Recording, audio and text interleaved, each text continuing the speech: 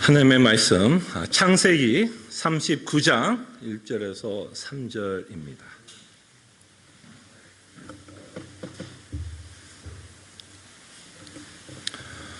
창세기 39장 1절에서 3절입니다.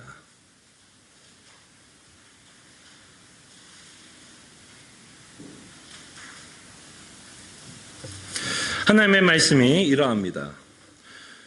요셉이 이끌려 애굽에 내려가매 바로의 신의 대장 애굽 사람 보디발이 그를 그리로 데려간 이스마엘 사람의 손에서 요셉을 산이라.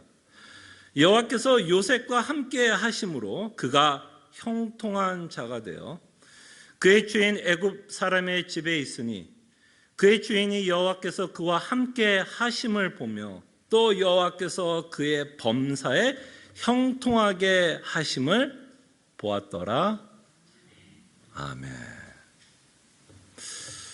오늘 본문을 여러분들 읽으시면서 어떤 생각이 드셨나요?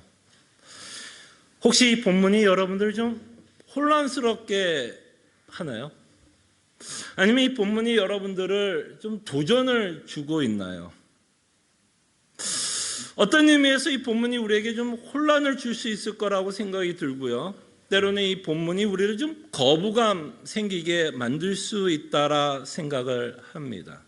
오늘 본문이 이렇게 시작을 합니다. 요셉이 애굽으로 팔려갔다라고 시작을 합니다. 이렇게 요셉이 애굽으로 팔려감으로써 요셉의 인생은 고생문이 끝이 아니라 시작되고 있습니다. 이 스토리가 우리에게 좀 공감이 되었으면 좋겠어요. 적어도 우리가 감옥에 가본 적은 없지만 또는 팔려간 적은 없지만 노예로 팔려간 적은 없지만 참 요셉의 생애는 요셉 자신이 내가 요셉이었다면 어땠을까를 좀 우리가 좀 공감을 하고 좀 상상을 해보면서 오늘 본문을 저희들이 좀 살펴봤으면 합니다. 요셉은 팔려갔어요. 근데 제가 왜 이 본문을 보면서 우리에게 좀 거부감이나 혼란스럽게 할 수 있느냐라고 말씀을 하냐면 이렇게 요셉이 팔려갔을 때 하나님이 요셉에 대한 논평을 합니다. 그죠? 논평을 하죠. 어떻게 논평하죠? 참 요셉은 안 됐더라.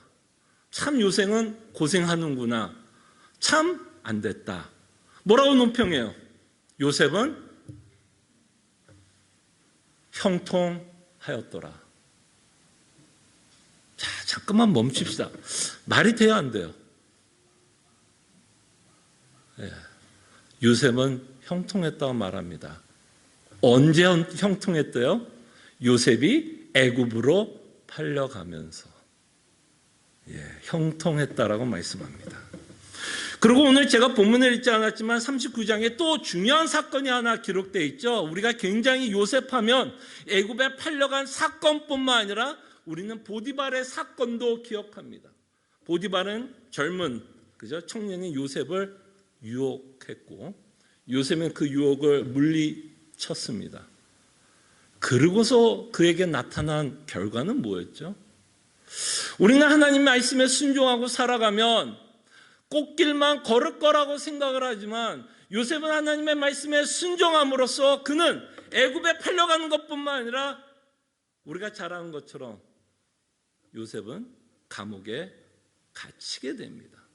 순종의 결과가 뭐였다고요? 꽃길이 아닌 오히려 감옥에 갇혔더라.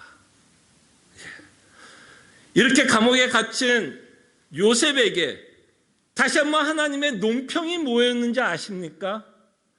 야, 애굽에 팔려간 것도 되게 안 됐는데 참 고생길이 열렸는데 감옥에 갇혀서 너 진짜 안 됐다라고 하나님이 논평하십니까? 뭐라고 논평해요? 23절을 읽어드리겠습니다. 혹시 성경을 펴놓고 있으시면 23장을 제가 읽어드릴게요. 자, 간수장은 그의 손에 맡긴 것을 무엇인지 살펴보지 아니하였으니 이는 여호와께서 요셉과 함께 하심이라. 여호와께서 그를 범사에 형통하게 하셨더라. 여러분 혼란스럽지 않으세요? 솔직히 저는 여러분들이 혼란스러웠으면 좋겠어요.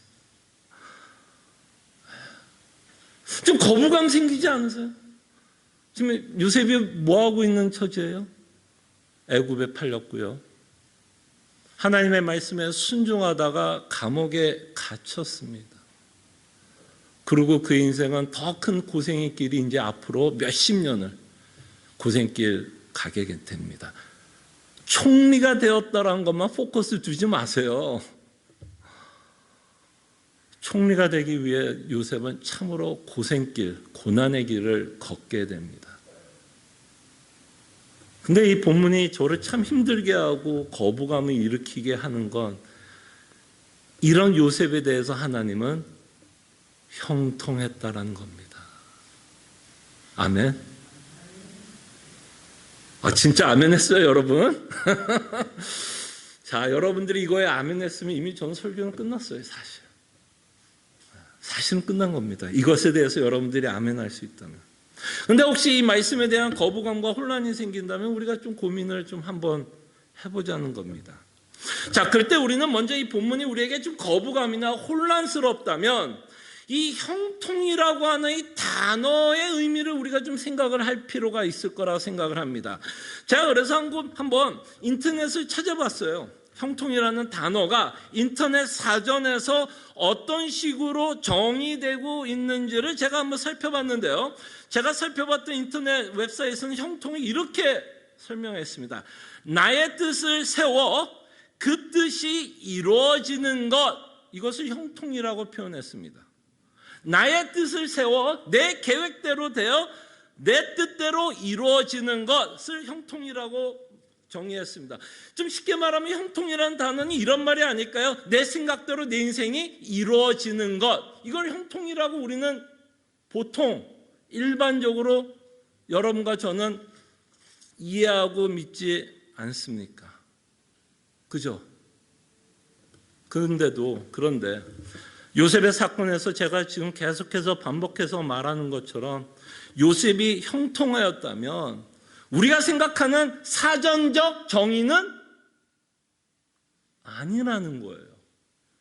만약에 여러분들이 형통이라는 의미를 내 뜻을 이루는 것, 이것으로 여러분과 제가 형통을 이해하고 요셉의 사건을 보면 결탄코 여러분들은 이 요셉의 사건을 이해할 수 없습니다.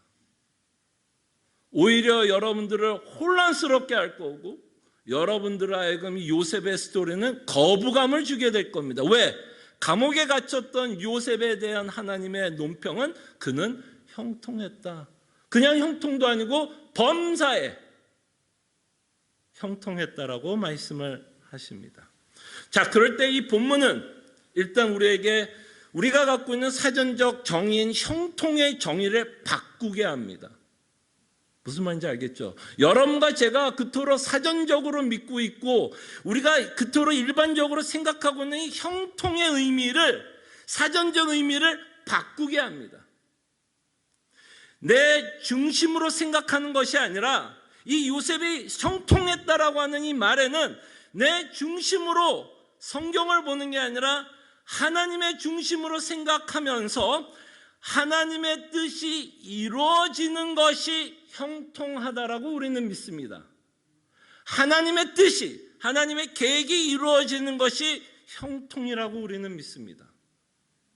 자, 그럴 때 이 요셉의 사건에서 형통이라고 우리가 이해하기 위해서는 요셉의 사건을 믿음의 눈으로만 보셔야 합니다. 여러분들이 갖고 있는 사전적 의미, 세상 가치관에 의한 요셉의 스토리를 보면 끊임없이 우리는 거부와 혼란이 생기는데 이 요셉의 스토리를 우리가 바르게 이해할 수 있는 유일한 방법은 믿음의 눈으로만 보셔야 됩니다. 믿음의 눈으로 봐야 요셉이 왜 형통했는지를 우리는 알게 됩니다. 그래서 믿음의 눈으로 이 요셉의 성공을 보면 우리는 이렇게 결론을 내릴 수 있습니다. 실패가 성공이 될 수 있습니다. 무슨 말인지 아시겠죠? 실패가 성공이 될 수 있습니다. 그리고 성공이 실패도 될 수 있습니다.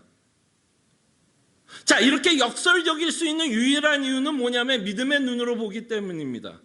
실패면 실패고 성공이면 성공이지. 어떻게 실패가 성공이 되고 성공이 실패가 되는 이유는, 이 역설적인 논리를 가질 수 있는 유일한 이유는 우리가 믿음의 눈으로 보기 때문입니다. 누구의 관점으로 인생을 보느냐? 요셉을 누구의 관점으로 보느냐면 하나님의 관점으로 본다면 요셉은 지금 형통하고 있습니다. 형통하고 있습니다. 왜? 형통의 정의가 뭐였냐면 내 계획대로 세워지고 이루어진 걸 형통이라 본다면, 믿음의 눈으로 형통이라고 한다면 어떤 내용일까요? 하나님의 계획이 이루어지는 것이 형통입니다. 그럼 요셉의 스토리는 지금 어떻게 이루어지고 있는 걸까요? 그가 애굽에 팔렸던 이 사건은 사실은 하나님의 계획을 이루는 첫 출발점이 됩니다. 그죠? 예, 일단 요셉이 애굽에 가야 돼요. 어떤 모양으로도요. 어떤 모양으로도 가야 됩니다. 물론 우리가 원하는 건 요셉이 꽃길을 걸어 애굽에 가서 총리가 되기를 원하는 마음이 있을지 몰라도 하나님 그 방법을 사용하지 않고 요셉을 애굽으로 보내게 됩니다. 팔려서 노예로. 그럴 때 이 시작점이 하나님의 계획이 이루어지고 있는 첫 시발점이라는 것을 우리가 볼 때에만 이것이 요셉에게는 고생과 고난이 아닌 형통했다라고 우리는 말할 수 있게 됩니다. 자, 그럴 때 이 형통이라는 의미를 우리가 조금 더 이해할 수 있도록 2절에 다시 한번 보겠습니다. 2절에 보면 왜 형통했는지를 이렇게 설명합니다. 여호와께서 요셉과 함께 하심으로. 이게 가장 중요한 단서입니다. 요셉이 형통했던 이유는 결과가 아니었어요. 사실은 그가 감옥에 갇혔던, 노예로 팔려갔던 그 결과가 중요한 게 아니라 그의 인생을 통해서 하나님이 함께 하셨다라는 것이 형통입니다. 아멘. 여러분들이 이 땅에서 잘 되었기 때문에 형통이 아니라, 잘 되든 안 되든 성공했든 실패했던 것이 중요한 게 아니라, 여러분 인생 가운데서 하나님이 함께 하셨다면 여러분들의 인생이 지금 어떤 상황 가운데 있을지라도 여러분과 저는 형통합니다. 근데 우리는 많은 경우에 죄송하지만 우리의 형통을 분석하고 우리가 받아들일 때 우리는 결과를 가지고 이야기할 때가 많고, 그 결과를 세상 가치관에 의한 결과로 하나님이 나와 함께했고 형통했다라고 생각할 때가 참 많습니다. 제가 누누이 여러분들에게 반복하지만 요셉의 스토리는 여러분들이 갖고 있는 가치관에 도전을 주는 스토리입니다. 여러분들의 가치관에 도전을 주는 스토리예요. 여러분과 제가 갖고 있는 형통의 개념을 도전하고 있는 스토리라는 것을 저희들이 보게 됩니다. 좀 전에 말씀드린 것처럼 하나님이 요셉과 함께 하셨다라는 이 말에는 어떤 말이 있냐면 하나님의 계획이 지금 이루어지고 있다. 이걸 보셔야 돼요. 근데 이것을 유일하게 볼 수 있는 방법은 어떤 눈으로? 믿음의 관점으로밖에 볼 수 없습니다. 하나님이 아브라함에게 약속한 그 약속을 지금 이루시기 위해서 지금 하나님은 요셉을 애굽으로 보내게 되는데, 그 보내는 과정이 지금 노예로 팔려가는 과정으로 가고 있습니다. 그때 하나님의 계획이 지금 이루어지고 있다는 의미에서 요셉의 인생은 지금 형통하다라고 저는 감히 여러분들에게 말씀합니다. 그럴 때 여기에 우리는 놀라운 하나님의 그 전능하심과 섭리를 보게 됩니다. 하나님은 자신의 계획을 어떻게 이루어가고 있느냐면, 하나님이 의도적으로, 이제 중요한 말을 합니다. 하나님이 의도적으로 형들을 악하게 해서 애굽을 팔게 한 건 아니었습니다. 그죠? 하나님이 형들의 마음을 강팍하게 해서 요셉을 팔게 한 게 아니라, 이 형들은 자신이 갖고 있던 그 강팍한 마음 때문에 요셉을 팔아버리는데, 애굽에 팔아버리는데, 하나님은 자신의 계획을 이루기 위해서 합력하여 선을 이루시는데 형들의 악함도 하나님이 지금 사용하고 있다는 것을 보시기를 바랍니다. 이건 진짜 놀라운 신비입니다. 이거는 제가 말로 표현할 수가 없어요. 하나님의 계획을 이루는 데 있어서 형들의 악함을 사용하고 있다는 것. 그럴 때 사도 바울이 말씀하고 있는 합력하여 지금 선을 이루시고 있는 하나님의 놀라운 전지전능하신 능력을 저희들이 보게 됩니다. 그렇게 해서 하나님은 합력해서 하나님의 계획을 이루시고 있다는 것을 보게 되고, 인간의 죄도 하나님은 자신의 계획을 이루시는 데 사용하게 되고, 그 절정은 우리는 십자가의 사건을 통해서 보게 됩니다. 범법한 손, 죄인들의 손에 의해서 예수 그리스도께서 죽으시고, 그 범법한 손, 죄인들의 손에 의한 예수 그리스도의 죽으심은 우리의 구원을 이루십니다.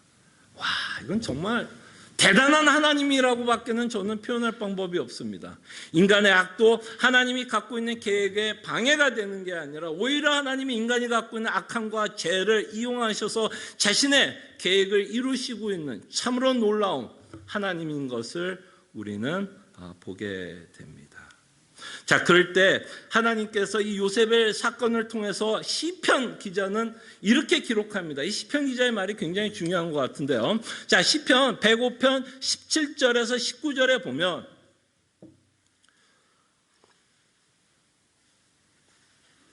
하나님이 왜 요셉에게 고난을 허락하고 있는지에 대한 목적을 말씀하고 있는 것을 보게 됩니다. 자, 시편을 제가 읽어드릴게요. 그가 한 사람을 앞서 보내셨으며, 여기서 이제 요셉을 뜻하는 겁니다. 그가 한 사람을 앞서 보내셨으며 요셉이 종으로 팔렸도다. 그의 발은 착고를 차고 그의 몸은 쇠사슬에 매었으니 곧 여호와의 말씀이 응할 때까지라. 그의 말씀이 그를 단련하였도다. 자, 이 구절을 보면 지금 요셉이 감옥에 갇혔던 일이 우연한 일로 설명하고 있나요? 아니면 하나님이 요셉을 감옥에 갇힌 이 사건이 하나님의 섭리와 인도하심에 따라 이 일이 벌어졌다라고 말씀하나요? 예, 인도하심이 있었다는 겁니다. 하나님의 섭리 아래에서 요셉은 지금 감옥에 갇혔다라는 거예요. 예. 만약에 하나님이 이렇게 섭리하고 있다면, 그죠? 하나님이 어떤 이렇게 요셉을 감옥에 갇히게 하는 그 섭리가 있고 인도함이 있다면 하나님은 그 일에 목적이 있다 없다? 목적이 있다라는 거죠. 그때 하나님이 요셉을 왜 감옥에 갇히게 했느냐라고 19절에 하나님이 이렇게 말씀하시죠. 그 여호와의 말씀이 뭐할 때까지? 응할 때까지. 그러니까 요셉을 감옥에 갇히게 함으로써 뭔가를 하나님이 이루시려고 하는 계획이 있었다는 겁니다. 그래서 그 여호와의 말씀이 응할 때까지라. 그의 말씀이 그를 단련하였도다. 그래서 하나님은 요셉을 감옥에 갇히게 함으로써 하나님의 그를 뭔가 단련을 시키려고 했다라는 것을 우리는 보게 됩니다. 자, 그럴 때 우리는 이 요셉의 사건을 통해서 하나님이 요셉에게 허락한 고난을 보게 되고 목적이 있었다라는 것을 볼 때에 이 요셉의 스토리는, 다만 제가 말씀을 드렸죠. 요셉의 스토리만은 아니다라고 말씀을 드렸습니다. 그 요셉이 그리스도의 모형으로 우리에게 보여주고 있다면 그의 삶 가운데 그리스도의 모습이 나타나게 되고, 그 그리스도의 모습이 요셉의 생애에 나타난다면 여러분과 저도 그런 모습이 나타난다, 나타나지 않는다, 그런 모습이 나타난다라는 이야기입니다. 자, 그럴 때 여러분들도 하나님이 요셉과 같이 우리 인생에 마치 요셉이 감옥에 갇혔던 것처럼 우리 인생에도 하나님이 감옥에 갇히는 일들을 인도하실 때가 있다라는 겁니다. 다시 말씀을 드리면 이 요셉의 사건을 통해서 하나님은 우리에게 고난을 허락하십니다. 고난을 허락해요. 왜? 하나님의 계획을 응하게 하기 위해서입니다. 그러니까 하나님이 여러분들에게 고난을 허락했다면 하나님이 그냥 우연치 않게 벌어지는 그런 일들이 아니라 하나님은 그 일을 통해서 우리 앞에 있는 슬픈, 낙심, 괴로운 그런 일들을 통해서 하나님은 자신이 뜻이 있고 계획이 있으며 그것을 이루시려고 하고 있다는 것을 저희들이 보게 됩니다. 그때 만약에 저는 이런 상상을 해봤습니다, 여러분. 만약에 요셉이 고생을 하지 않았다면, 고난을 겪지 않는 상태에서 총리가 됐다면 어땠을까요, 여러분? 우리가 알고 있는 인간의 어떤 죄성을 우리가 조금 더 이해를 하고 제가 여러분들에게 질문을 해보겠습니다. 만약에 요셉이 이런 고난을 겪지 않는 상태에서 그냥 총리가 된 상태에서 형들을 만났다면 요셉의 스토리는 어떻게 끝났을까요, 여러분? 정말 요셉이 그 자신이 겪었던 모든 일이 하나님의 섭리 가운데 있었고, 그 하나님의 섭리 가운데 내가 총리가 되었고, 내가 총리가 되어 우리의 가족을 구원하셨을 거라는 그 계획을 요셉이 깨달았을까요? 어떠세요, 여러분? 이건 저희 그냥 상상의 나래입니다. 성경은 그에 대해서 그렇게 물어보지도 않고 질문에 답을 하지 않지만, 우리가 생각하는 인간의 일반적인 죄성을 생각해 본다면, 만약에 요셉이 그냥 총리가 됐다면 아마 형들을 보는 순간 어땠을 것 같아요? 어땠을까요, 여러분? 형들을 보는 순간 자신이 형들 때문에 애굽에 팔려왔고 그저 감옥에 갇혔으며 수많은 고생의 세월을 했다라는 그 억울함과 그 분노로 인해서 아마 형들을 용서하기보다는 형들을 어떻게 했을까요? 저는 모르겠어요. 죽이지는 않더라도 그냥 감옥에 쳐넣지 않았을까? 라는 상상을 좀 해봅니다. 만약에 요셉이 이런 고난을 당하지 않았다면 이 스토리는 정말 하나님이 함께서 총리가 되었다라는 것이 포커스였겠죠. 무슨 말이냐면 제가 말씀드리고 싶은 건, 고난이 아니었다면 요셉은 자신이 이렇게 총리가 된 이유를 깨닫지 못하고 자신이 갖고 있는 분노와 억울함을 표출하면서 살지 않았을까 상상을 해봅니다. 그의 고생은 결국에는 하나님이 자신에게 포커스를 둔 게 아니라, 그의 고생은 그가 총리가 되었다라는 게 포커스가 아니라, 그의 고생으로 말미암아 그가 하나님이 왜 그를 총리로 세우게 되었는 그 계획의 성취를 깨닫게 되었다라고 저는 생각이 듭니다. 무슨 말인지 아시겠죠? 이 마스크를 쓰니까 네, 알겠습니다. 그렇기 때문에 하나님은 이 요셉이 고난을 당한 것을 통해서 단련을 시키려고 한다라는 것이죠. 그럴 때 우리도 어떨까요, 여러분? 하나님이 우리 인생 가운데서 허락하는 많은 고난들을 통해서 저는 하나님이 우리의 생각을 교정한다라고 생각을 합니다. 우리의 생각을 교정한다고 생각을 합니다. 참, 인간이 아직 이게 죄성이 남아있지 않으면 하나님의 말씀을 배우는 상태에서 그저 아멘하고 잘 배울 수 있을 거라고 생각을 합니다. 여러분에게 설교를 하고 여러분들에게 성경 공부만 해도 우리가 팍팍팍 바뀔 수 있을 거라고 생각을 합니다. 죄성이 없다면. 근데 우리의 죄성은요, 다만 우리가 하는 성경 공부와 설교로만 바뀌지는 않아요. 그만큼 우리의 죄성이 강하다라는 거예요. 우리의 생각이 바뀌는 게 그만큼 어렵다라는 거예요. 그래서 하나님은 우리의 생각을 변화시키고 우리의 생각을 교정시키기 위해서 하나님은 때로는 요셉을 감옥에 갇힌 것처럼 우리 인생을 감옥에 갇히게도 합니다. 근데 하나님은 그렇게 감옥에 갇히기도 할 수 있는 우리 인생 가운데서 우리의 고난 앞에서 더 놀라운 일이 벌어지는 것 같은데요. 하나님의 영광이 드러난다라고 생각을 합니다. 오히려 우리의 고난 가운데 하나님의 영광이 드러나는데, 어떤 식으로 하나님의 영광이 드러나냐면, 요셉이 고백했던 그 고백도 우리가 볼 수 있지만, 우리의 고난 가운데 하나님의 영광은 사도 바울이 고백하고 있는 내용 가운데서 드러나지 않나 생각을 합니다. 로마서 8장 35절을 볼까요? 자, 로마서 8장 35절, 그 다음에 38절에서 39절의 구절을 제가 읽어드릴게요. 이제 성경 구절 여기 주보를 참고하세요. 자, 보십시오. 사도 바울이 이렇게 고백을 합니다. 누가 우리를 그리스도의 사랑에서 끌으리요? 환난이나 공고나 박해나 기근이나 적신이나 위험이나 칼이랴. 38절을 읽어드리겠습니다. 다시 한번 반복을 합니다. 사도 바울이. 내가 확신하노니 사망이나 생명이나 천사들이나 권세자들이나 현재일이나 장래일이나 능력이나 높음이나 기쁨이나 다른 어떤 피조물이라도 우리를 우리 주 그리스도 예수 안에 있는 하나님의 사랑에서 끊을 수 없으리라. 자, 그 사랑을 끊을 수 없다라고 했을 때 어떤 상황 가운데서도 그 사랑을 끊을 수 없다라고요?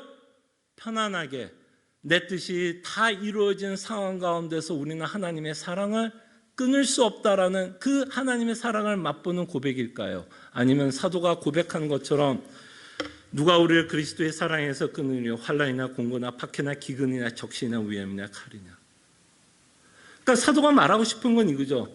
그의 인생 가운데 수많은 환난도 있었고 박해도 있었고 기근도 있었고 편안하게 살지는 않았고 감옥에도 갇힌 적이 있지만 그 가운데서 무엇을 더 맛보았다? 하나님의 사랑을 더 맛보았다라는 의미로 저는 사도가 자신이 겪었던 고난에 대해서 하나님의 사랑에서 끊을 수 없다라고 고백을 하는 것 같아요.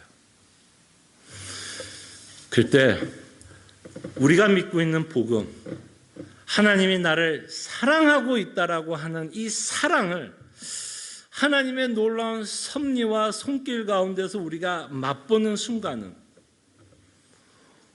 오히려 언제일까요? 편안하게 베케이션 누리고 편안하게 있을 때가 아니라 언제 느낀다고 성경은 말씀하는 것 같아요.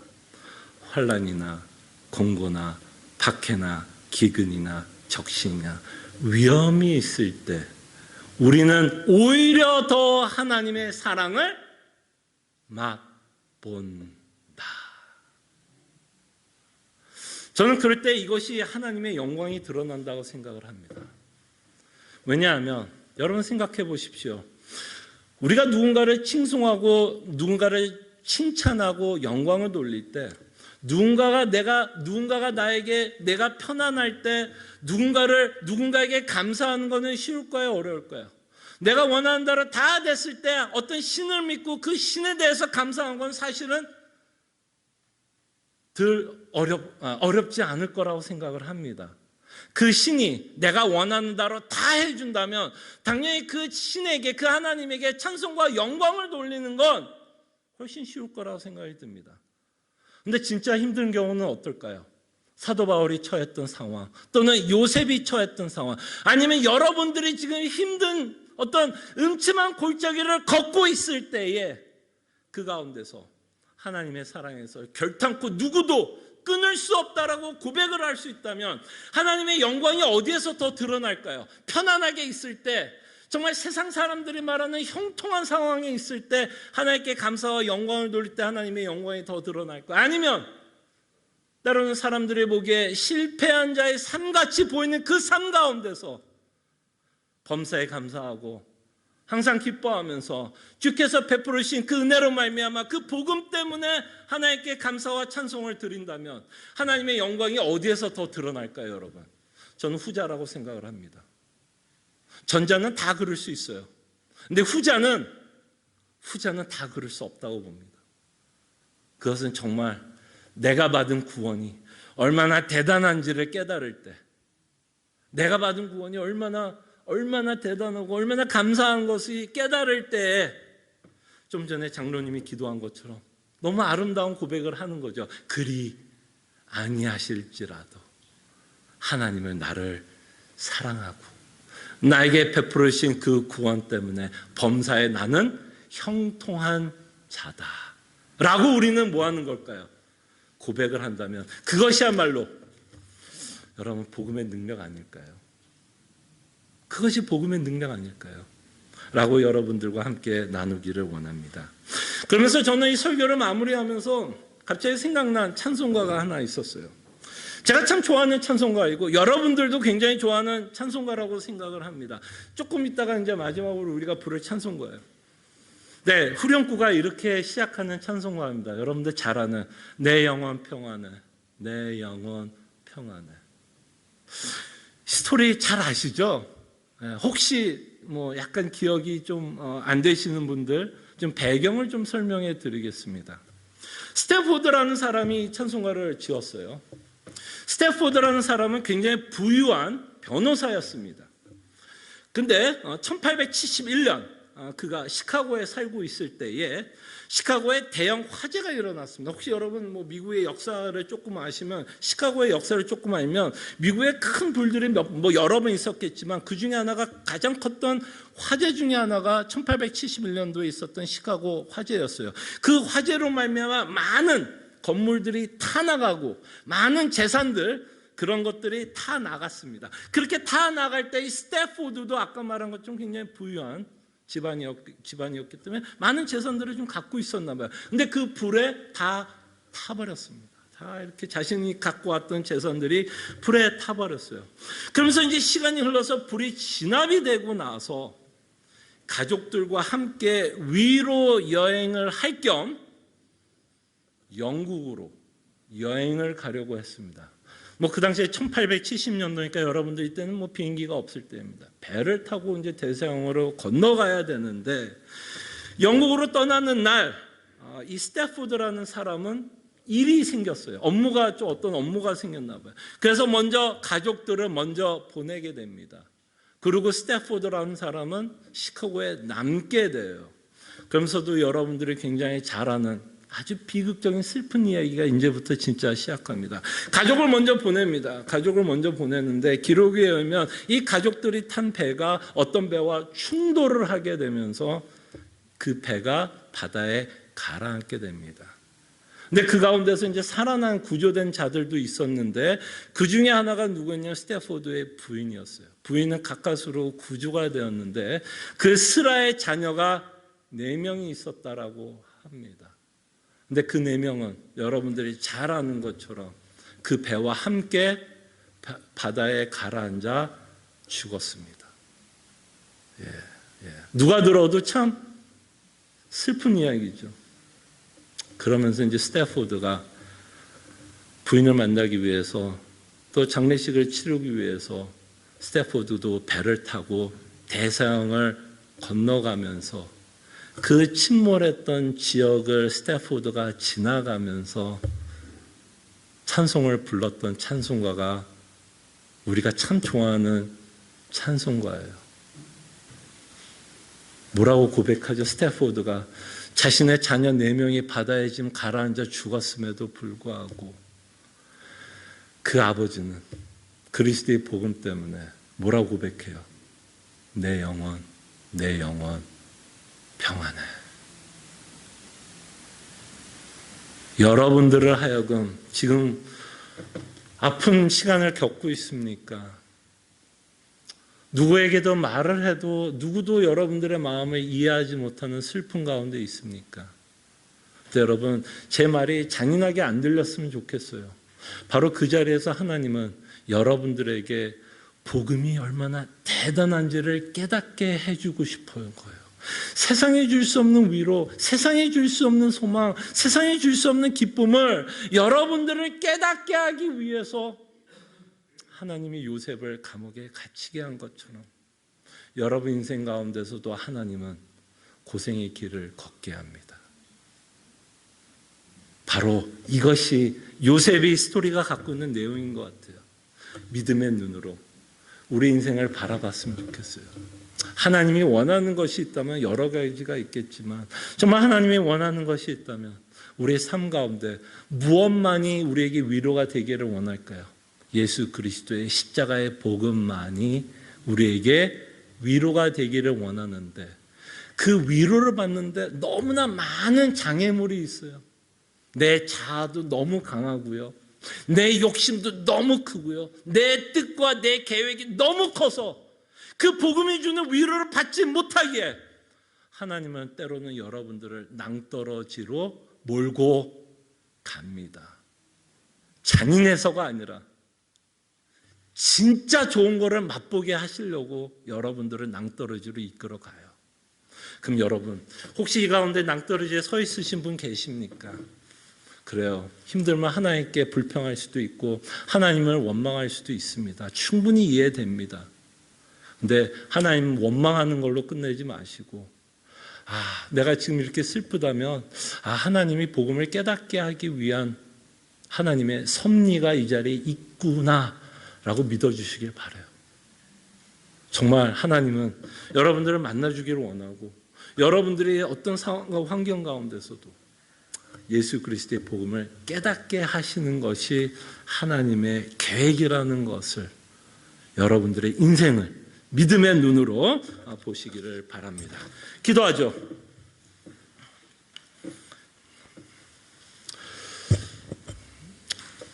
세상 잣대로 보면 여러분 어때요?